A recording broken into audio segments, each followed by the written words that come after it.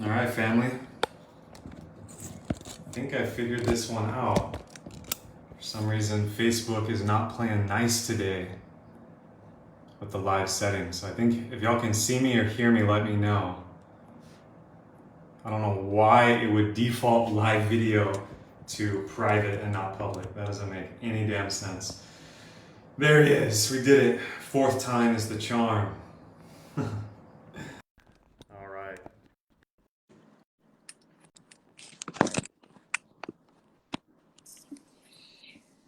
There we go. Can you hear me, brother? I can hear you. Can you hear me? Yes, I. All right. Took four times. For some reason, Facebook wants to default it to private. I've never seen that. That is crazy. How you Yeah, it's doing all tonight, good. brother? I'm excellent. How are you? Doing really good, man. I'm really excited for this conversation. I've been following you for, I guess, a couple of years now. I think I was following your page before, and I've always just loved your posts, your writing, and your voice is so clear. And for the folks that maybe don't know your work, Eli, how would you describe yourself and what you do?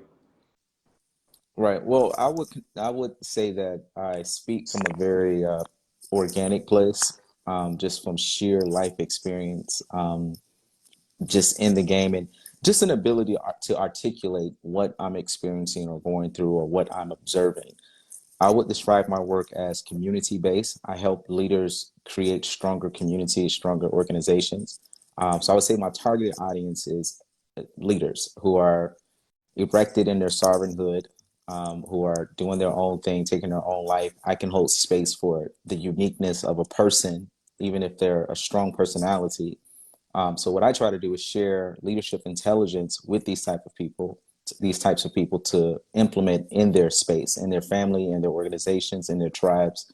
So I would say it's definitely focused on community. Amazing. It's so needed. When you have leaders that come to you, Eli, do you find that they're mainly in the business space or are these like community leaders as well? Oh, these are all sorts of leaders.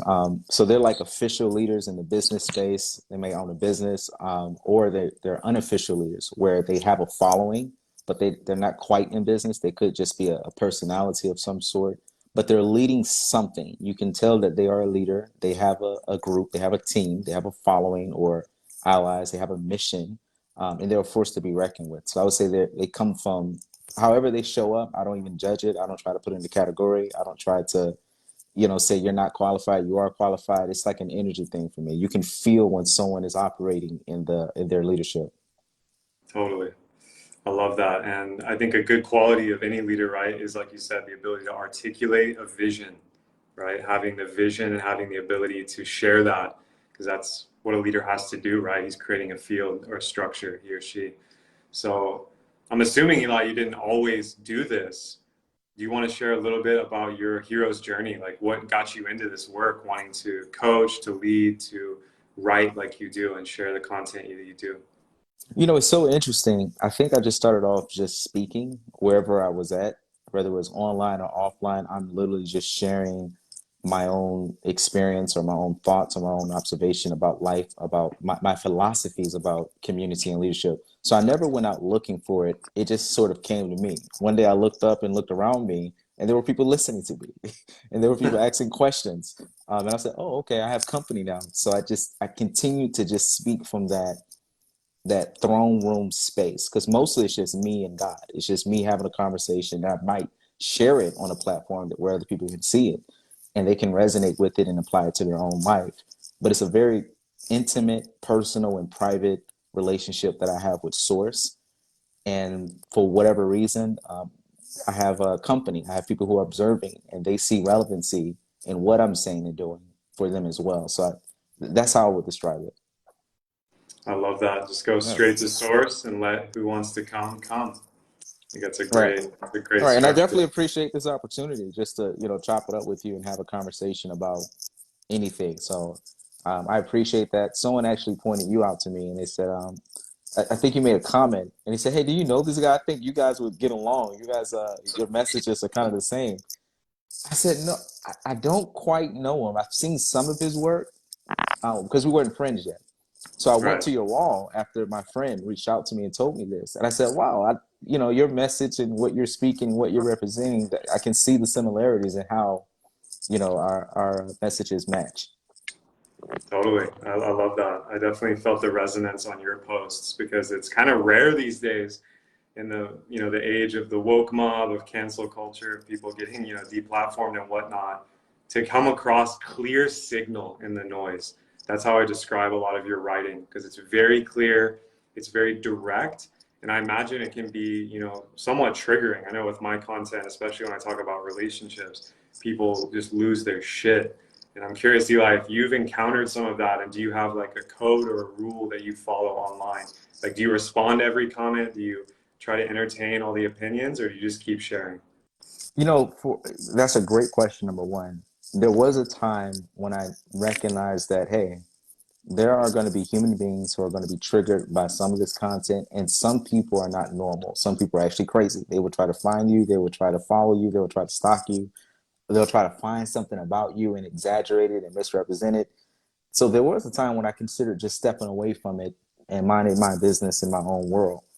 But when you have a gift or you have something to share with people, what ends up happening when you go off post on your assignment is you spend all your time thinking about the good old days when you were working on your assignment. So I Right. took a year break from really posting like that or even trying to attract attention or share anything. And that's when I realized, like, hey, I have to do this. This is an assignment that I have to operate in order for me to feel like I'm not being a coward with my own humanity, my gifts, and my life. This is a fire that I have to address. So when trolls come up in my world, I know that if I don't address it there, it's going to show up somewhere else in my world. You can't keep running from trolls. You Right. can't be afraid of what they might say or do or how much damage they may cause. You have to like literally stare them in the eye and like make peace with anything they may be able to do to you, but still stand on your post and still do your work regardless. So how I deal with it is nowadays I try to ignore, I try to delete, or I try to use whatever the troll is saying as an example. I try to model for people who are observing me. Um, this is how you address a troll. This is how you respond to this sort of Mhm. critique or whatever. So I try to tap into the modeling as well. But most of the time, I'll just delete it and keep on because it gets too many after a while. It's just so many of them. It's Totally. like they become a blur. It's like I can't even see your face or your name. You're one of those people. You know what I'm saying? Right. Sometimes I see them as like kind of like an Agent Smith in the Matrix. Like Mm-hmm. you're just minding your own business. Maybe you have a strong opinion, you're sharing your vision, adding value.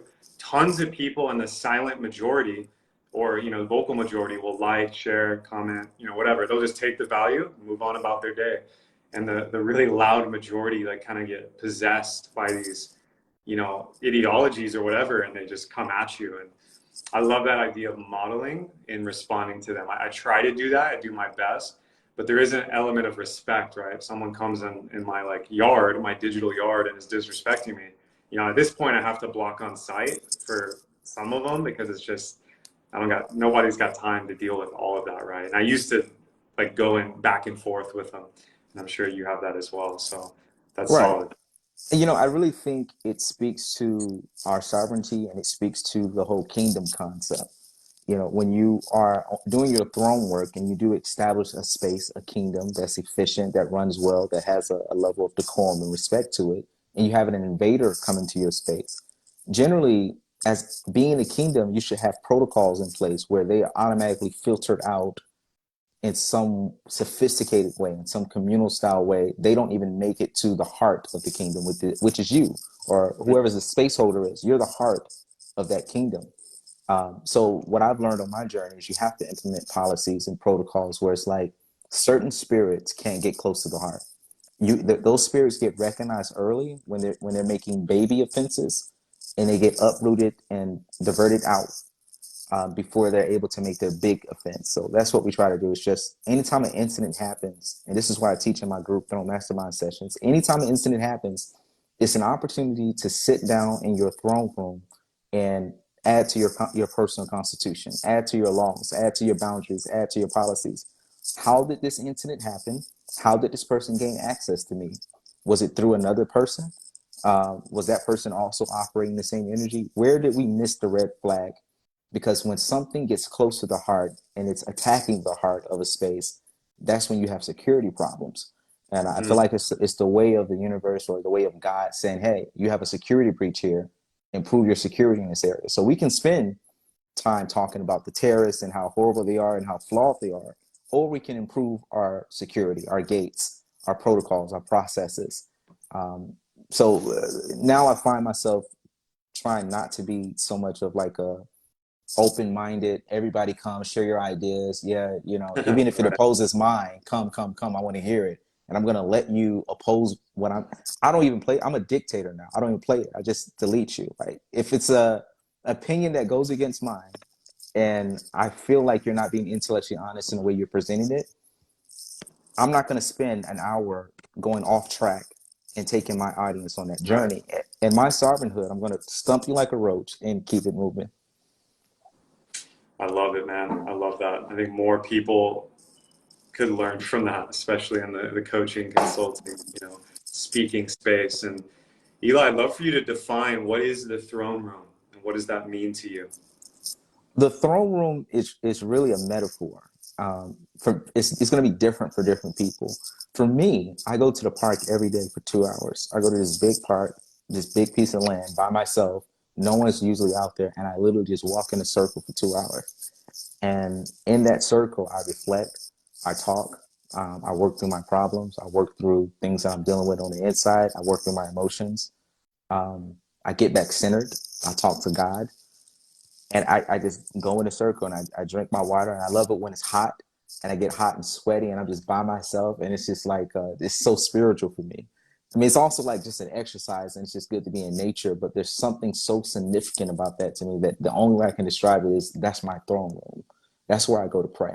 That's where I go to gather myself to get back centered. So when I do go back out, I can show up as king in my world. I can show up as king, as centered.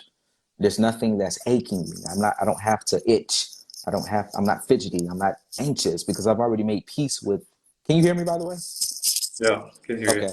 All right. I've already made peace with whatever issues are coming at me in life right now. Whatever relationship issues, whatever business issues, whatever customer issues, whatever pressure, whatever troll, I've made peace with it. So now I can go back out, I can look you in the eye, and I can deal with you, deal with life, deal with the world in a very centered, organized sort of way where I'm not bothered or fidgety. That's the throne room I would consider. Depends on I who you love are. that. Depends. It's going to be different for different people. Yeah, I love that. It's a place of prayer. It's basically your center, right? The alchemists had this term, the axis mundi, right? Like the world axis or your world tree, and everything else circles around that, right? You build out from that. So I think everybody has their version of that, but I love that your version is literally walking in a circle, creating that ring of protection, that ring of power. That's a And very literal way to do it. so much space. Like I would say, maybe 10 houses or something can fit. Like it, I don't know what it does to be psychologically, but walking around in that massive body of space and being the only person that's occupying that space, it does something to me because I realize most people in like developed societies, they're not doing that. They're indoors, they're riding in their cars, they're on a schedule, they're on a routine. If they do go to the park, they're there for not that long, they're sitting down, they're constantly confined to a small space. So the fact that Mm, I allow myself to have access to this massive space, it allows me to show up in the world and assume the position of someone who has governance over a massive body of space. So I work in that way. mm, I love that. So with your throne mastermind, right? And I've been through some of your stuff. I know you have a book. I know you have this group. What was the inception point for that? Like, what were you setting out to build with that kingdom and that group that you're running right now? So the group I'm running right now is called Throne Mastermind Sessions. It's been something that's kind of been on me for a while. I knew that I was to organize some sort of group that's like that has a privacy layer to it. I've just been so busy, I haven't gotten around to it. But this year, because I shut down one of my businesses last year, my highest profitable business. I just felt in my spirit that this is something I needed to do because it was taking me away from my body. It was making me a lot of money, but I didn't feel like I was all the way in my body. I wasn't tapped into my ministry the way I was supposed to be. I was too busy enjoying the money, you know. So Spirit told me to shut it down and get back in your body. Go back on that journey, which was a very difficult journey for me. Um, to find yourself again, to get back in your skin, to activate yourself, to get in your ministry, to not be afraid of your power, to not be afraid of what you're attracting. So I shut that down to force myself to get back in my body.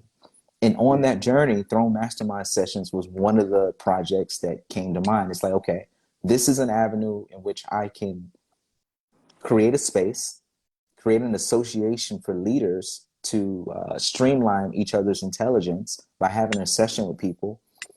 And I think it can be very powerful. So now it's a video streaming platform. People can buy the videos, they can rent them, which is unheard of in today's age because there's YouTube. You can get stuff for free.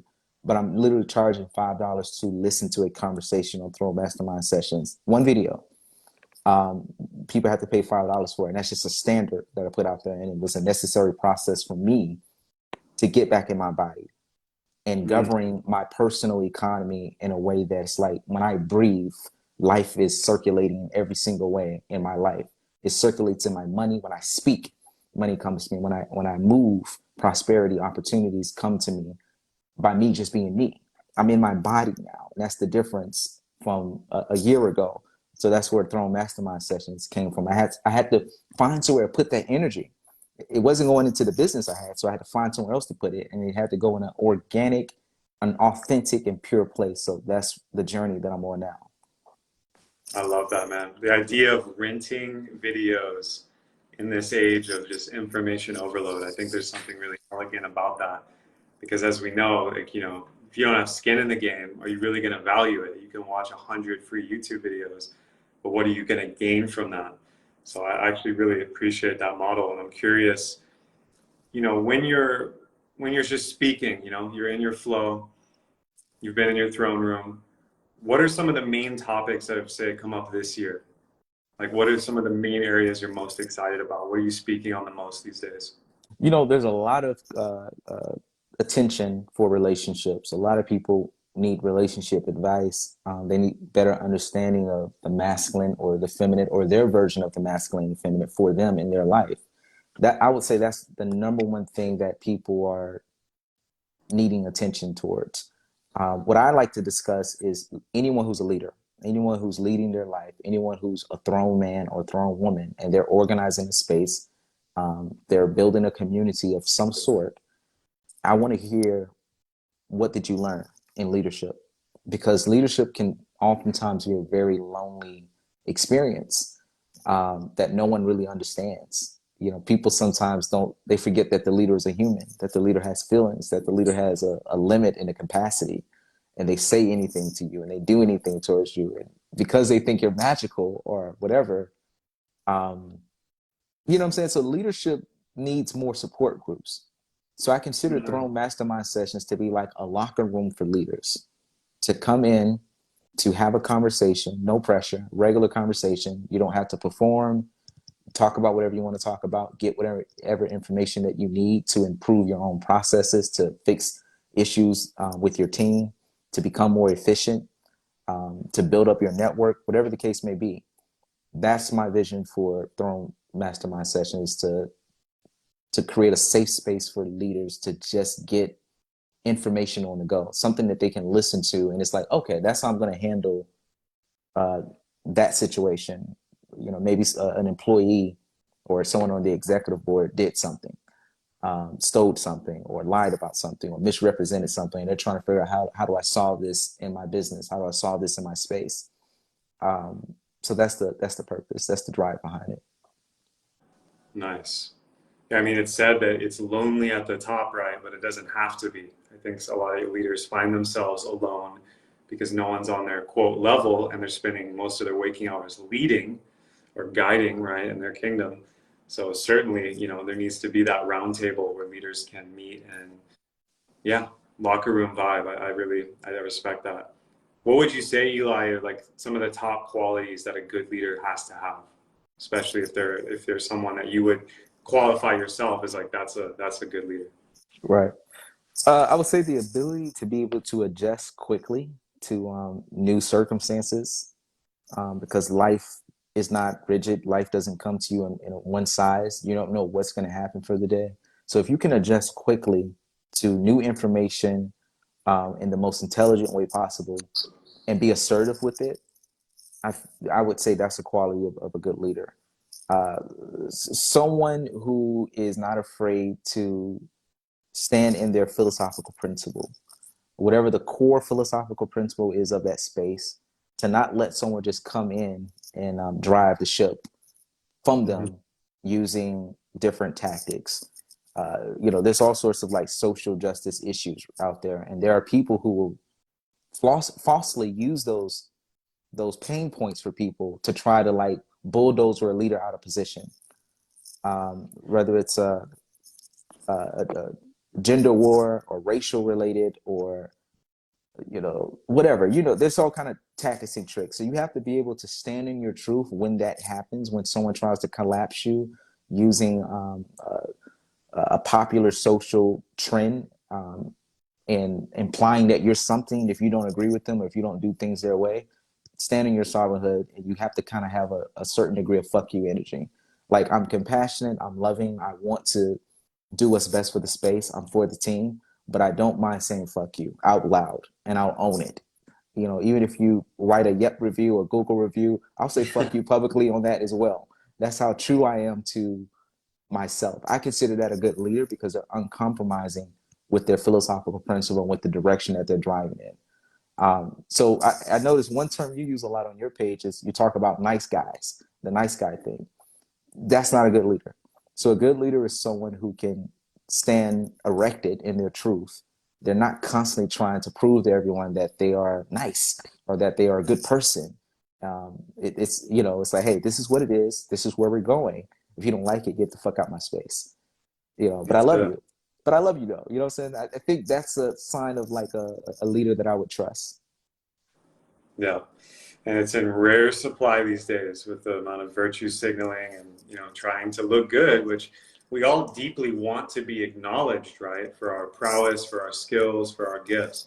That's very natural. But at the same time, that's a trap because if you're playing to the crowd, you're not trustable. That's how I see it. Like, Right. how If can you're I trust playing to you? the crowd, if you're playing to the crowd, then you also have the personality profile where you'll sell out anyone to gain clout or to gain social brownie points or to look better.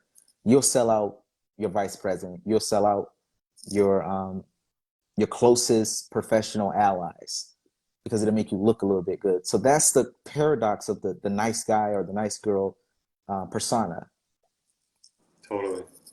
And it actually creates the opposite of what they want. They end up looking weak and they're unliked because of that. That's the paradox. You actually don't even get the result that you're going for, which I think a lot of folks could learn from. Eli, what do you see in the differences and kind of the different superpowers? Obviously, there's a ton of overlap between male and female leaders or masculine and feminine leaders.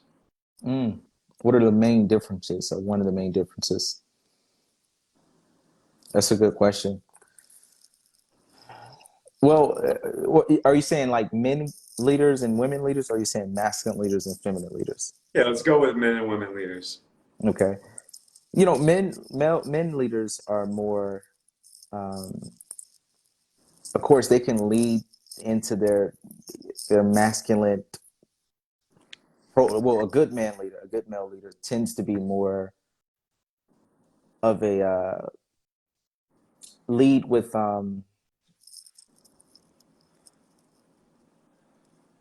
Let's see. I'm trying to find the right way to put this.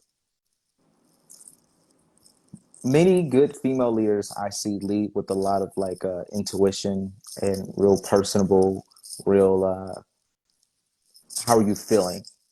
Does this feel right for you? That kind of thing.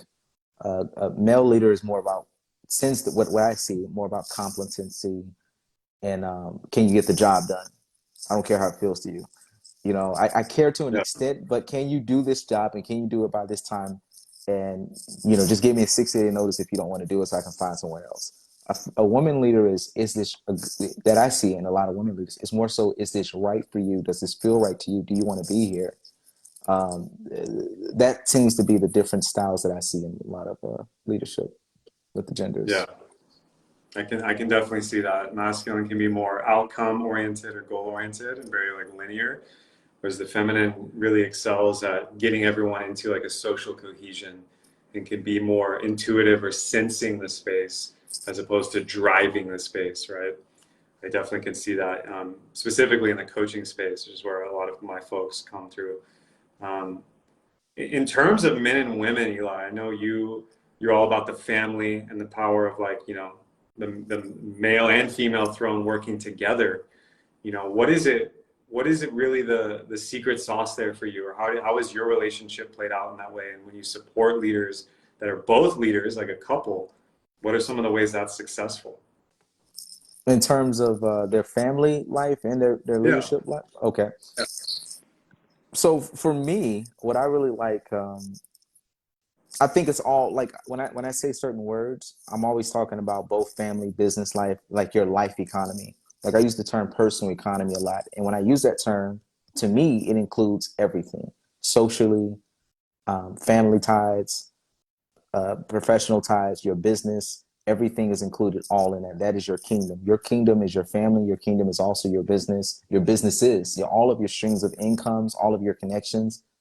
I consider that the kingdom, and those are literally the words I use. So I don't even speak on like a, I don't separate it like that. It's like all in one to me when I talk to most people, um, and that's important because you need your family. I think family is a need for most people, and you have to figure out a way to make every department in your world cooperate with the whole system, with the entire kingdom. So what you're doing in business should positively affect your relationship with the people in your family, with your romantic life. It should all be connected in some sort of way. It should all complement each other in some way. That's always the goal, when it's just that alignment and that cohesiveness in a space where everything connected is positively affecting the other thing, because it's not separated. I think sometimes in society we try to separate what we do from 9 to 5 to what we do, at night when we come home to our family in the evening. No, it's all connected, and it all needs. If your job makes you miserable and you come home angry, you know what I'm saying. So yeah, that's how I feel about it. Yeah, I think the separation of like, work and home and the compartmentalization is why so many folks, have the broken home life, but maybe successful on paper in their business that they actually don't like, right? And so the more those can be cohesive, like you're saying, that's how it's always been, right? That's how our ancestors did it. That's why so many successful businesses were family businesses, because it was all together in that clan or that tribe. They actually were doing business together. Yes. And a lot of the industrial mindset has kind of broken that, right? It separates the family. And Right. even for women, if they want to be mothers, it's how soon can you get back to work? How long can you be away from home? And I think Right. that's done a lot of damage. It does. I call that indentured servitude. And it's a bit of a blunt and sort of, it can hurt feelings, but the truth is just the truth. So that's why I love using the term throne, kingdom, because the closer you ascend to the throne, then the less likely you're going to be vulnerable to things like that. Being an indentured servant to another family or to an organization, to your job or whatever, to your community. Um, Being an indentured servant means you don't have control over your time.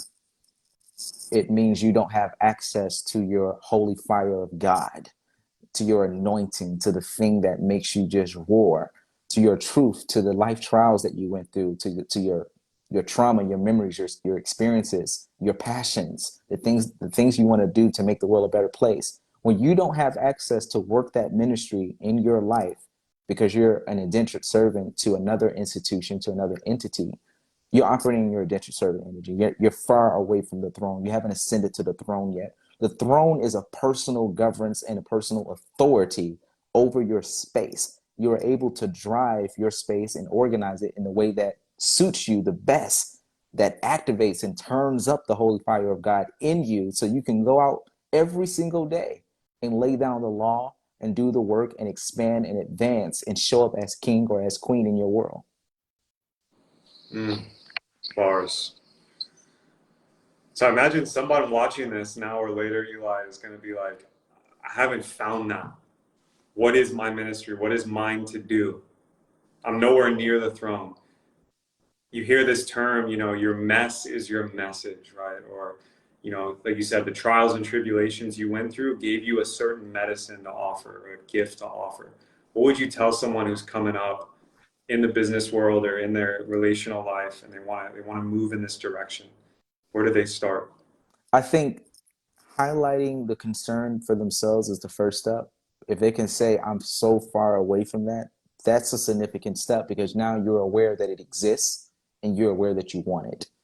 So we have to give them a hand clap just on acknowledging that they're not in their body. I call it getting in your body. I wrote a post a couple of days ago towards men, saying spirit said, get back in your body. So I'm not asking people to like follow a certain idea of me and like act more like me and think more like me. I'm saying find your way back into your body. Your body is already on the throne. Your body is the highest version of your life or a high version of your life. That's your body. Your body is that position, that life path in which you show up as king or queen in your world, where every day when you wake up and as you do your routines and as you go into spaces, there's a certain reverence for your presence because what you do and what you contribute to that space is so precious, so tremendous, so valuable that the people of that space can't help but reverence you like you are a royal of that community because they just appreciate you so much. It comes natural to them. That's how you know you're in your body, you're on your throne. You're in such divine alignment that when you travel to different spaces, you fit so perfectly in that space and you contribute so much value that there's a reverence for your existence. There's an acknowledgement there that you are one of the heartbeats. You are a pivotal and a vital part to what makes this space survive. So I call it getting back into your body. So when people say I'm so far away from the throne, what they're really saying is I'm not in my body. Right. Wow. It's so simple, but maybe not easy in a world of digital high speed information overload, right? And I Mm. think I'm assuming in your practice, right, where you're talking about walking in that park and being in your throne room, you know, everyone's got to find their version of that, right? Like, where Mm. do you go to practice? Where's your, I call it like the dojo or like your, you know, where's your altar at? Right. And how do you pray, basically?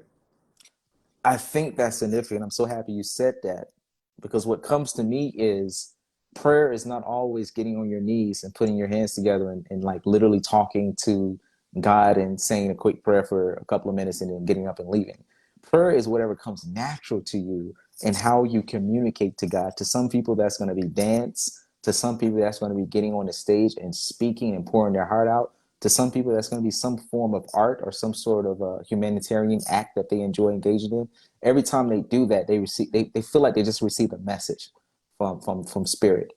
They feel like their spirit has been edified, their mind has been edified. So whatever that space is, whatever that activity is, you have to find your communication tool to pray, your communication tool to connect to source, whatever that is. Sometimes we're too rigid because there's all these belief systems out here where it's like, oh, this is how this looks. So you got to do it like this. If you don't do it like this, you're not doing it right.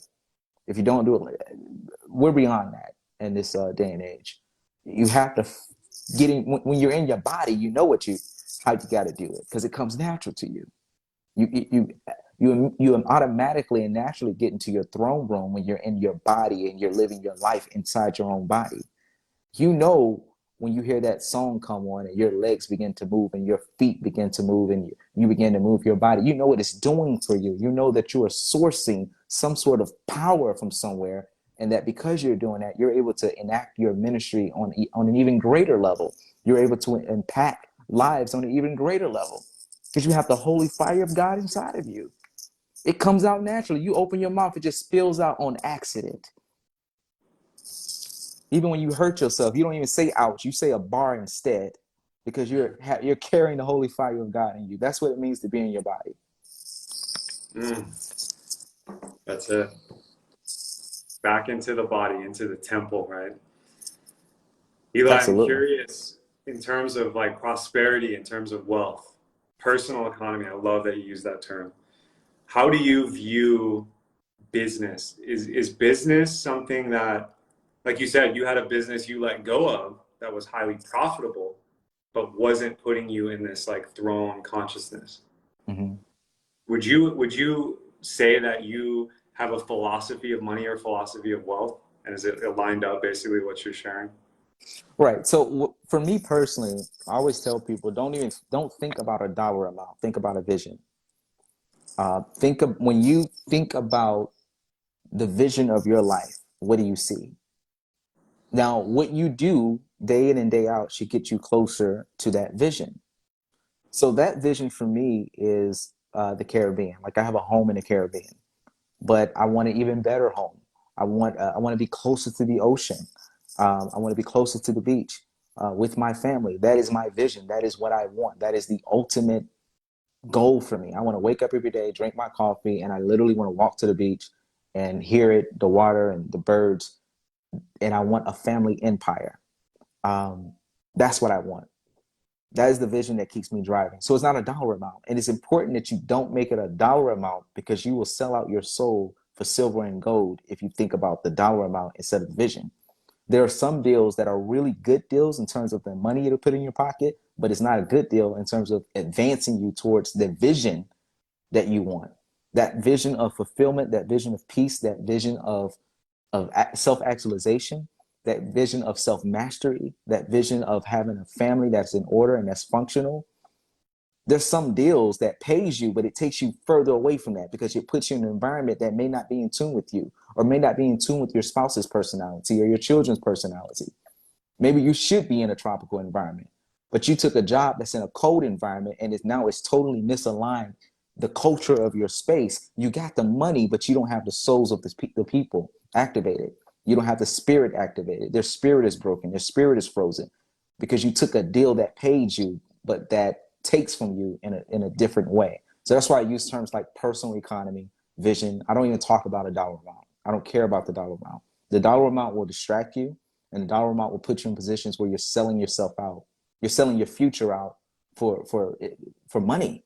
And I've seen it. I've seen too many people who are rich as hell, but then miserable as hell. They're Yeah. successful as hell, but I'm having lunch with them, and I can tell that, man, I've been talking to you for 5 years, and you're still not fucking happy, and you're a millionaire.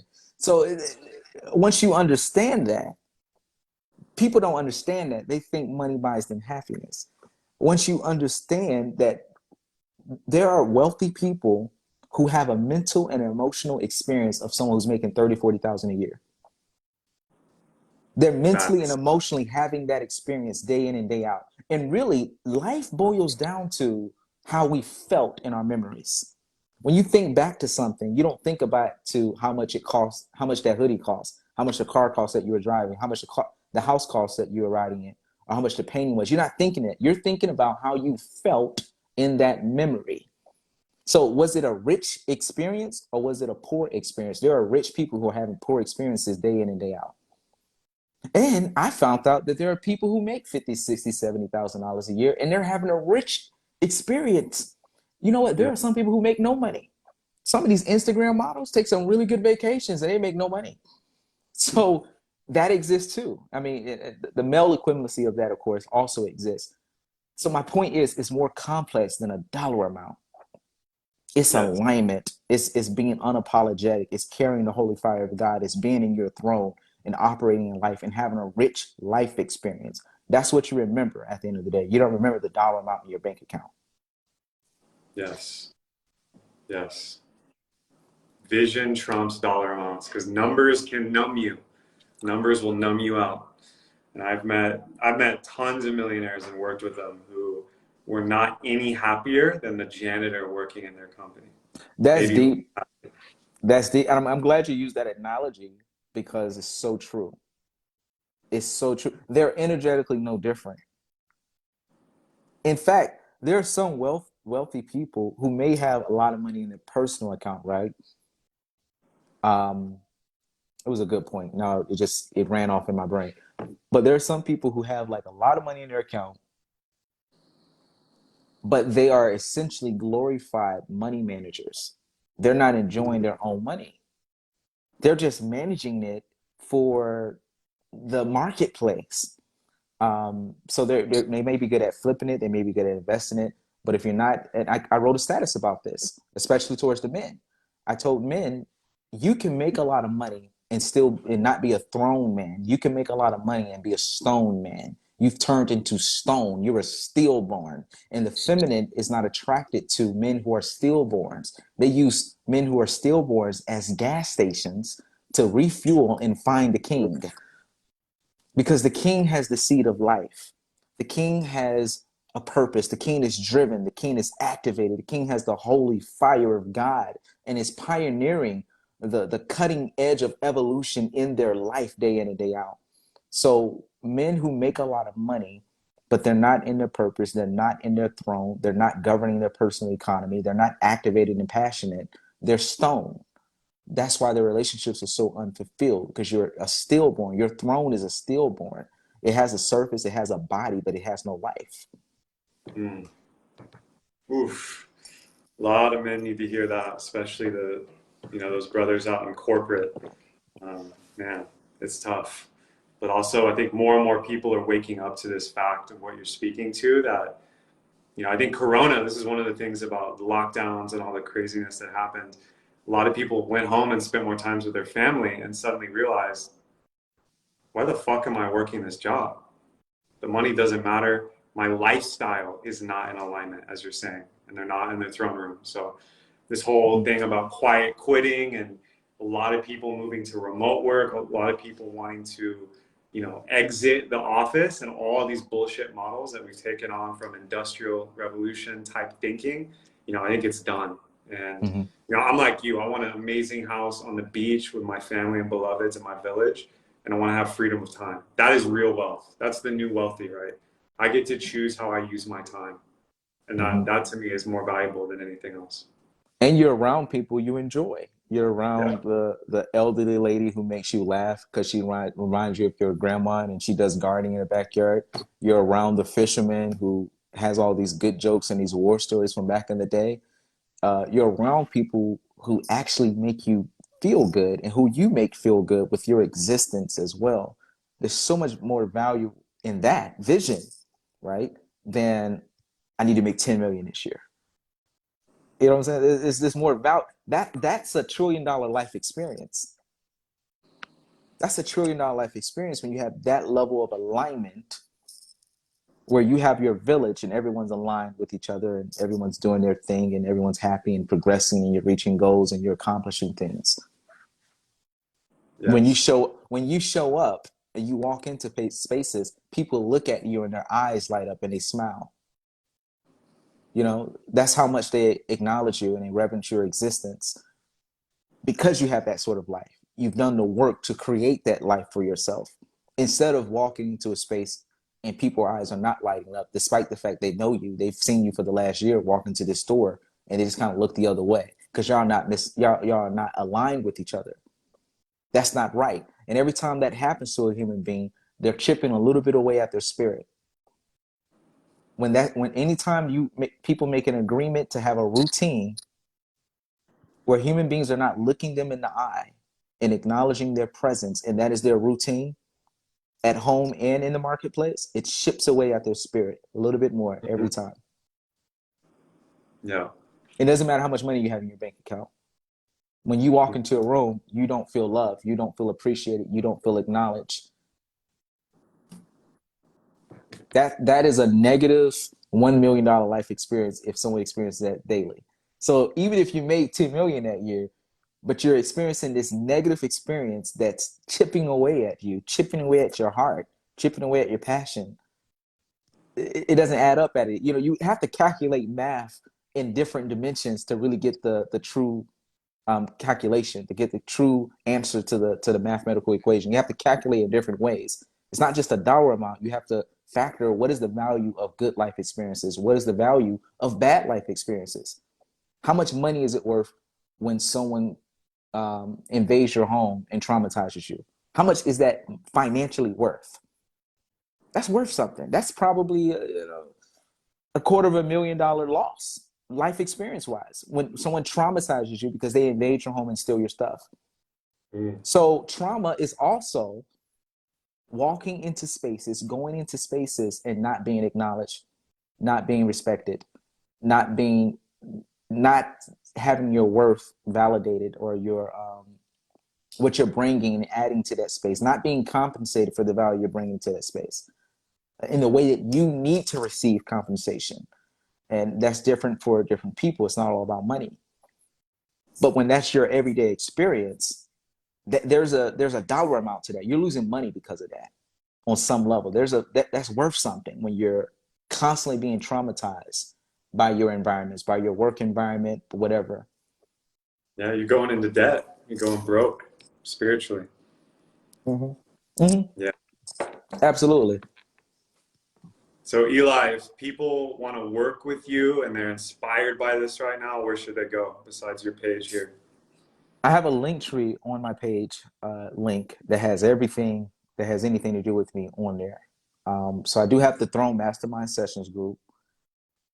So folks are more than welcome to join that group and have a conversation with the group. It's a great community that we're growing. That's probably the best. That's the thing I would recommend is to join the Throne Mastermind group, and they can inbox me for the link to join that, or go to my page to see it as well. Amazing. Well, yeah, brother, I'm so grateful for you and this conversation.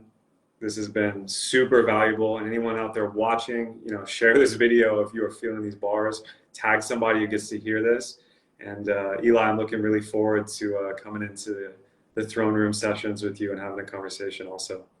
Absolutely. So I'm going to send you an invite. I look forward to having that conversation Friday, and that's what we'll do. And thank you for having me on the show.